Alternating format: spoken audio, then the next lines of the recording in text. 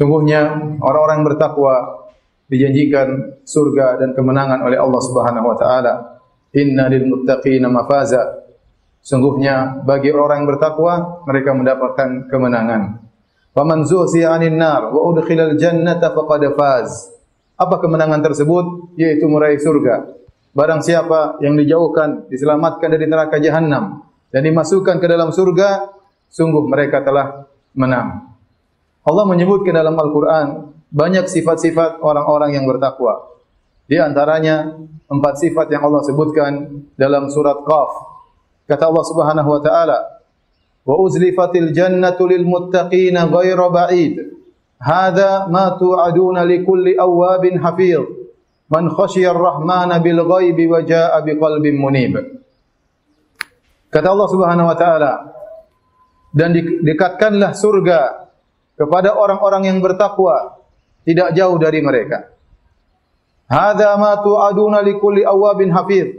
Inilah yang telah dijanjikan bagi setiap orang yang awwab, hafiz. Sifat yang pertama awwab, sifat yang kedua hafiz, sifat yang kedua man khasyiyar rahmana bil ghaib, yang takut kepada Allah tatkala bersendirian. Kemudian wajaa biqalbin munib, sifat yang keempat datang dengan hati yang ikhlas.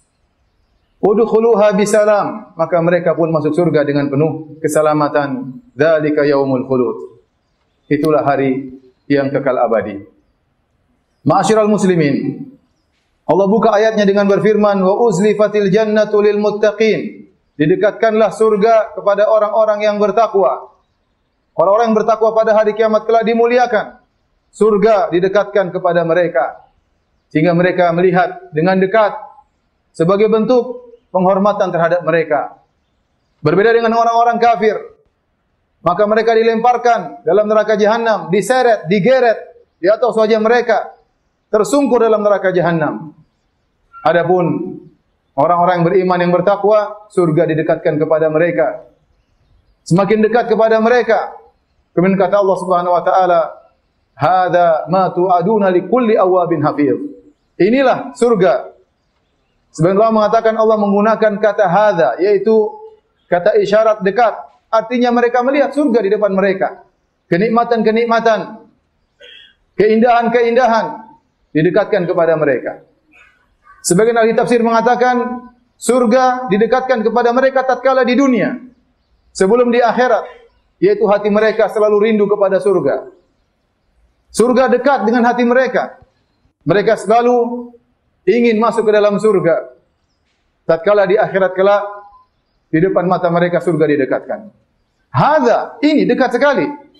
Janji yang dijanjikan bagi setiap orang yang bertakwa. Siapa? Likulli awwabin hafiz. Orang yang awwab dan hafiz.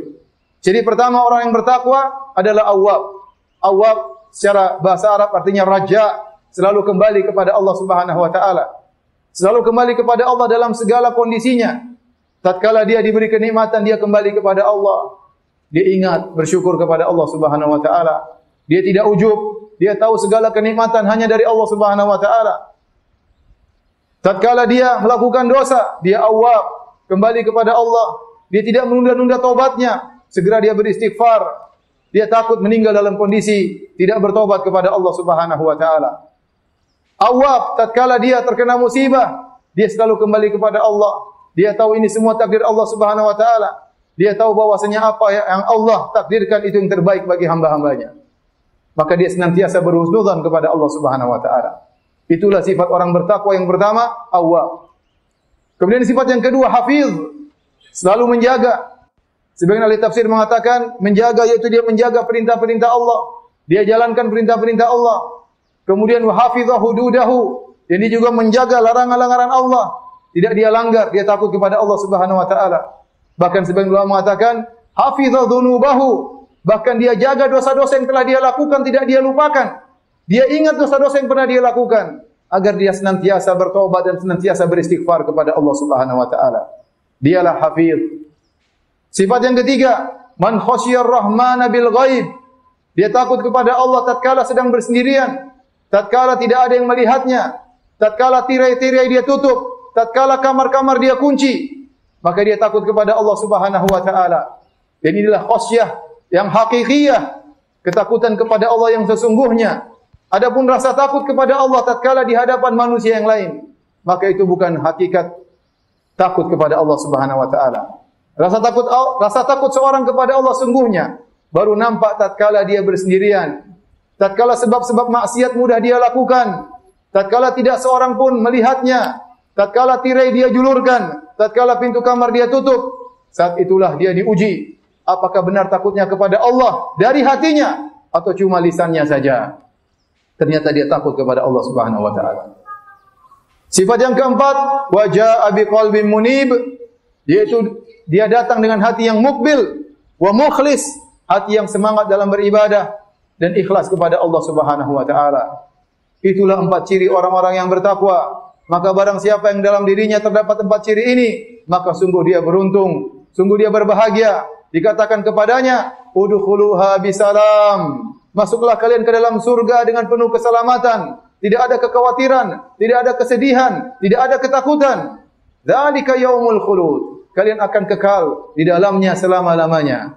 Lahum ma yasha'una fiha. Bagi mereka di surga apa yang mereka kehendaki, apa yang mereka inginkan, apa yang mereka hasratkan, apa yang mereka minta langsung dikabulkan oleh Allah Subhanahu wa taala. Lahum ma yasha'una fiha wa ladaina mazid, dan bagi kami ada tambahan atas nikmat yang Allah berikan kepada mereka di surga. Nabi SAW bersabda, "Idza dakhala ahlul jannatil jannah," tatkala penghuni surga masuk ke dalam surga, yaqulullahu ta'ala, maka berkatalah Allah Subhanahu wa taala kepada penghuni surga, "Hal turiduna syai'an azidukum?" Apakah kalian ingin mendapatkan tambahan atas nikmat yang kalian rasakan? Kata para penghuni surga, "Mau apa lagi?" "Alam tubayyit wujuhana?" Ya Rabb kami, bukankah kau telah membuat wajah kami berseri-seri? Alam tubayyit wujuhana, bukankah kau telah membuat kami bergembira? Wa tudkhilnal jannah, bukankah engkau telah masukkan kami ke dalam surga yang penuh kenikmatan? Wa tunajjina minan nar, dan engkau telah selamatkan kami dari neraka jahanam. Mau apa lagi? Fayakshifullahu al-hijab, maka Allah mengangkat hijabnya. Fayanzuruna ila rabbihim, maka mereka pun melihat kepada Rabb mereka. Fama u'tu syai'an ahabba ilaihim minan nadhari ila rabbihim, maka mereka tidaklah merasakan kenikmatan yang paling mereka sukai seperti melihat wajah Rabb mereka. Ma'asyiral muslimin, di antara 4 sifat tersebut yang perlu kita renungkan pada kesempatan kali ini adalah takut kepada Allah tatkala bersendirian. Semuanya takut kepada Allah tatkala bersendirian merupakan ibadah yang mulia yang Allah berikan ganjaran yang besar. Kata Allah Subhanahu wa taala, "Innal ladzina yakhshawna rabbahum bil ghaibi lahum maghfiratun wa ajrun kabir." Sungguhnya orang-orang yang takut kepada Rabb-nya tatkala bersendirian, bagi mereka ampunan dan bagi mereka ganjaran yang besar. Kata Allah, ajrun kabir, ganjaran yang besar. Allah Subhanahu wa taala berfirman, "Wa liman khafa maqama rabbih jannatan." Dan bagi orang yang takut kepada maqam Rabb-nya, yaitu takut tatkala dia akan dihisab oleh Allah Subhanahu wa taala pada hari kiamat kelak, jannatan, dia akan mendapatkan 2 surga. Sebagian ulama menafsirkan yaitu tatkala dia bersendirian, dia hendak bermaksiat kepada Allah Subhanahu wa taala, lantas dia ingat bahwasanya dia akan dihisab oleh Allah Subhanahu wa taala, maka dia pun meninggalkan maksiat tersebut, maka dia akan mendapatkan 2 surga dari Allah Subhanahu wa taala. Oleh karenanya kita ingat sifat ini, terutama di zaman sekarang, di mana betapa mudah seorang untuk bermaksiat kepada Allah tatkala bersendirian. Sebagian orang, sebagian pemuda, di waktu sahur orang-orang sedang salat malam, sedang bermunajat kepada Rabb mereka, sedang berdoa kepada Allah Subhanahu wa taala, sementara mereka sedang sibuk berpindah dari satu yang haram kepada haram yang lain, berpindah dari satu website ke website yang lain, berpindah dari satu sampah ke sampah yang lain. Hendaknya kita bertakwa kepada Allah Subhanahu wa taala dan takut kepada hari di mana kita akan dihisab oleh Allah Subhanahu wa taala. Ma'asyiral muslimin, di antara perkara yang membantu kita untuk bisa bertakwa kepada Allah tatkala sedang bersendirian, yaitu mengingat bahwasanya kita akan dihisab oleh Allah Subhanahu wa taala. Para ulama telah sepakat, jika seorang berdosa kemudian dia bertobat dan beristighfar kepada Allah Subhanahu wa taala, maka dosanya akan dihapus oleh Allah, hukumannya, azabnya akan dihapus oleh Allah Subhanahu wa taala. Tetapi para ulama khilaf, apakah catatannya terhapus atau tidak? Sebagian ulama berpendapat, jika seorang sudah bertobat, maka catatannya dihapus bersama siksaannya. Mereka berdalil dengan firman Allah Subhanahu wa taala, "Innal hasanati yudhibna sayyi'at." Sungguhnya kebaikan-kebaikan akan menghilangkan dosa-dosa. Mereka juga berdalil dengan sabda Nabi sallallahu alaihi wasallam, "Wa bi'is sayyi'atal hasanata tamhuha." Kalau kau melakukan maksiat, maka lakukanlah kebaikan, niscaya kebaikan tersebut akan menghapus dosamu.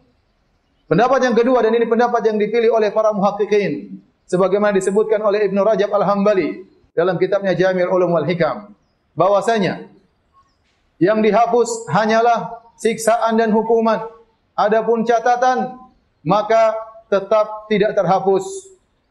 Karena Allah Subhanahu wa taala berfirman, "Wa may ya'mal mithqala dzarratin khairan yarah, wa may ya'mal mithqala dzarratin syarran yarah."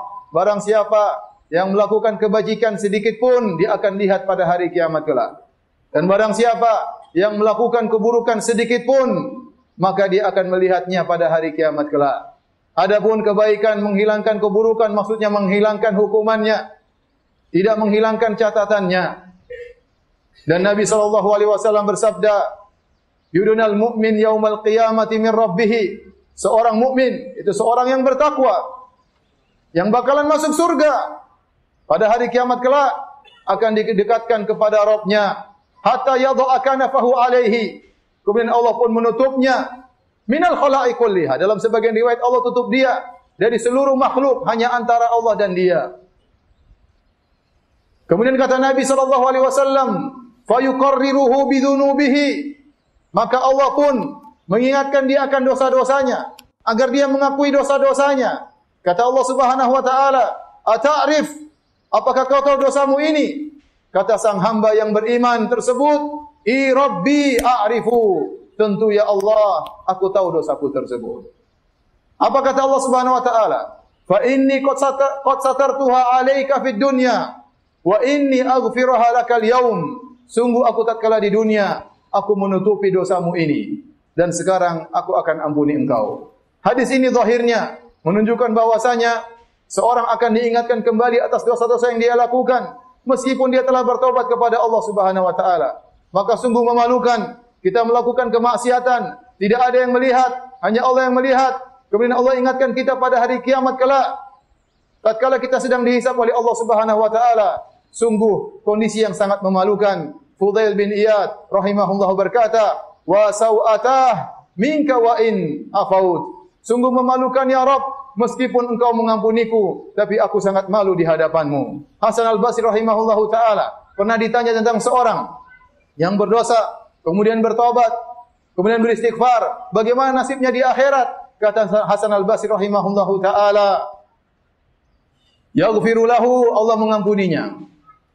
"Wala yamhahu min kitabihi," tapi Allah tidak menghapusnya dari catatannya. "Duna an yaqifahu alaihi," sampai Allah dudukan dia agar dia melihat dosa yang pernah dia lakukan tersebut. "Tsumma yas'aluhu anhu," kemudian Allah bertanya kepada dia tentang dosa yang dia lakukan tersebut. "Tsumma baka al-Hasan bukaan syadidan," kemudian Hasan pun menangis dengan terisak sangat. Kemudian beliau berkata, "Laulam nabki illa lil haya min hadzal maqam, lakana yanbaghi lana an nabki." Kalaulah kita tidak menangis kecuali karena rasa malu tatkala diperlihatkan dosa-dosa kita pada saat itu oleh Allah Subhanahu wa taala, maka sudah pantas bagi kita untuk menangis.